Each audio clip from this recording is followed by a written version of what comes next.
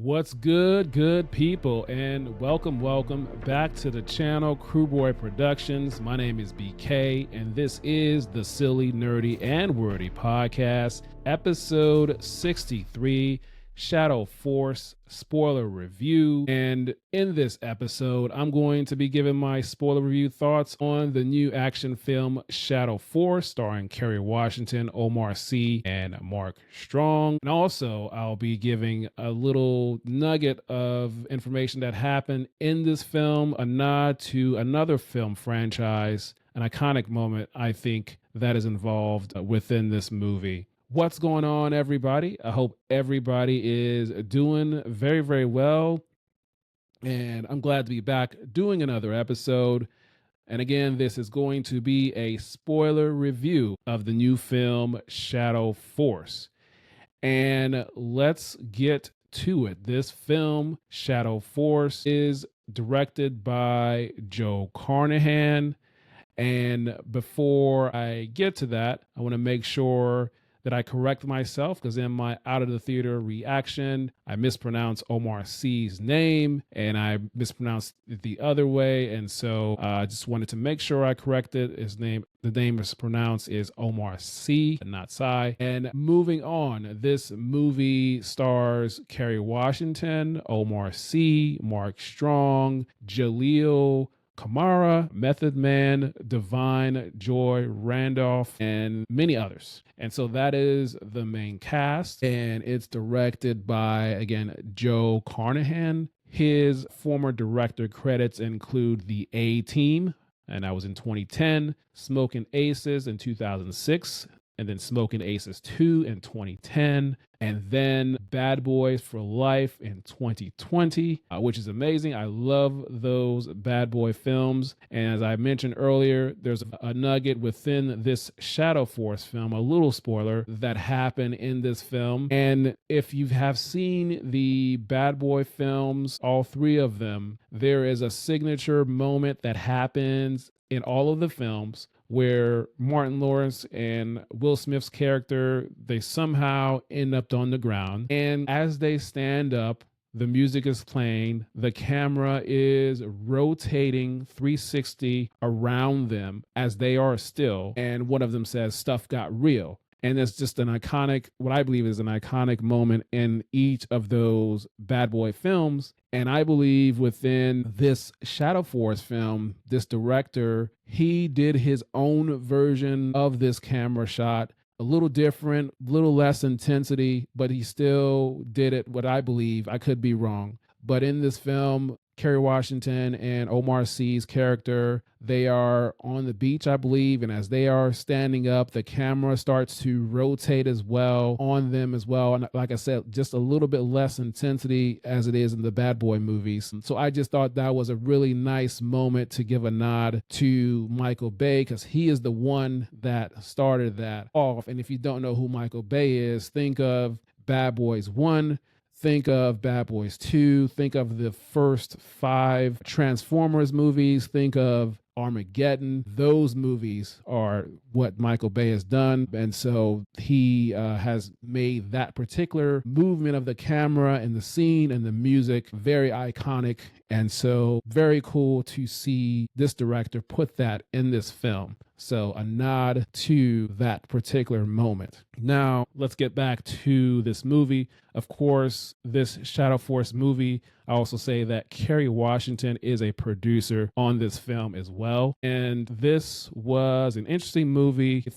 Overall, I thought it was a good, solid action movie, a fun movie. I had a good time with this movie. The story, in terms of how it went about, it is about Omar Sy's and Kerry Washington's characters. They are a bit of an estranged couple. Their backstories are they were in this elite unit, the Special Force unit, and they were assassins. They were doing work for an elite unit in the government, not of the other normal alphabet organizations. And they eventually broke the cardinal rule, which is to not be together, to not fall in love, which they did. And they had a kid. So they decided to leave that unit and betray their unit, betray their leader, played by Mark Strong. And so they're hunted, they're out of that life, and then they separate to protect themselves, but they take the way a different route. Instead of the man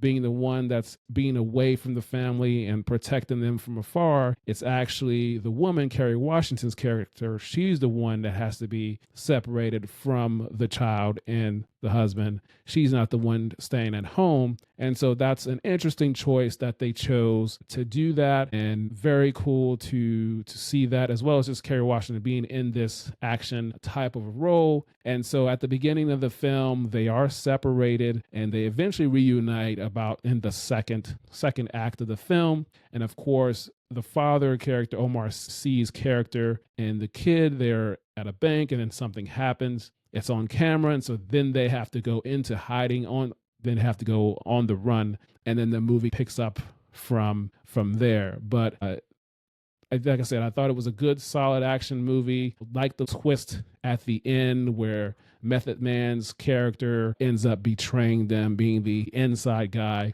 But in terms of the action, the explosions, the hand-to-hand combat, the weapons, the chase sequences on the ground as well as on the water, I definitely enjoyed all of those things as well. Even the tricked out car that they had, that Kerry Washington's car had ready to go, having a safe spot for the kid to go into. I thought that was really, really cool to have that in there. But in terms of all the action sequences and the way it was just fun. I enjoyed it, how it was put together and how it was executed. And moving on, I would say more so about the story, relationships, particularly with the father and the kid. The kid is played by Jahleel Kamara, and the relationship between the two of them, I definitely enjoyed how they were going back and forth, and just how they were before they had to go on a run, and then when they were going on the run, the relationships and the conversations they were having between obviously a grown man and about a six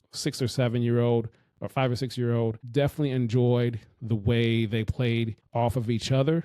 And then once Kerry Washington's character came into play with the three of them, I enjoyed their connection, their conversations, their relationship as well. And also on the villain side, Mark Strong, enjoyed his performance as well. I've enjoyed his performance in a lot of the things that he has done through his career and the different roles he's been in. So great to see that as well. And then one other thing I wanted to point out, it's just a small moment, but there was a moment where Kerry Washington's character was on the beach. She was walking and she's talking. She's on the phone. And the way she was walking kind of got some Scandal vibes in terms of that. Of course, she was in that show for multiple seasons.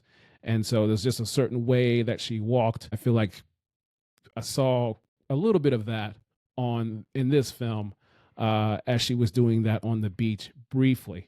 And then the score, the music, the sound, pretty solid. Nothing really stood out to me. It was good throughout. It was a nice, funny moment when Method Man's character was in the car with the kid, and they made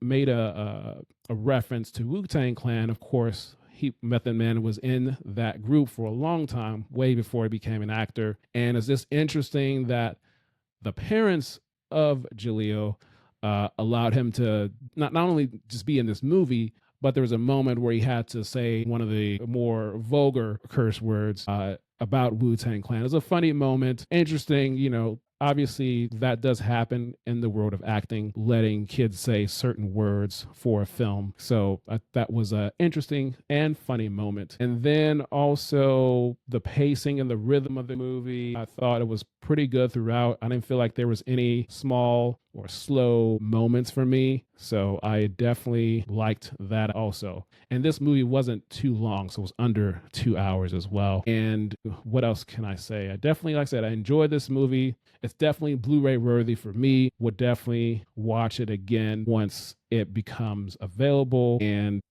I think that's it. So yeah, definitely had a great time with this movie. It's a good, solid movie. Was it the greatest movie? Nothing's perfect, but I think it's pretty solid, pretty good. And I think that's all I'm going to have for this movie. So just let me know what you think. Did you see this movie? Are you going to see this movie? And if you have seen it, what did you like about it? Or was it a favorite part, or did you not like it? And if you didn't like it, leave a comment and say why you didn't. So yeah, subscribe, leave a comment, and follow the podcast. And if you want to listen, this podcast is available for you to listen on Spotify or iHeartRadio or Apple Music or wherever you get your podcasts.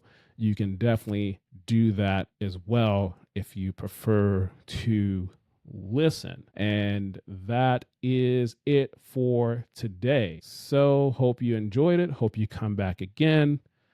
And until next time, we will talk soon.